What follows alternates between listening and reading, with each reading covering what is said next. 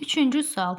32 bitlik IP ünvanının nöqtələrlə ayrılmış 4 onluq ədədi vasitəsilə göstərin.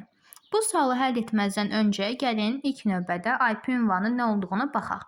IP ünvan 64 bitlik formada təqdim olunur və hər bir hissə bir-birindən 8 ədədlə ayrılır.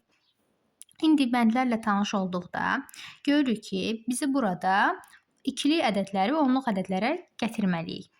Biz burada nömrələnmə metodundan istifadə etməliyik. Yəni 0, 1, 2, 3, 4, 5, 6 və 7.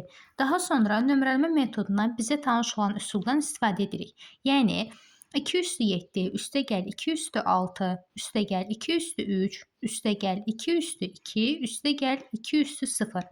Bu cəmlərin hər birini hesabladıqda doğru cavabın D variantı olduğunu görürük.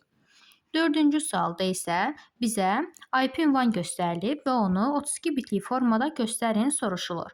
Bunu da üçüncü sualda olduğu kimi eyni qayda ilə həll edirik.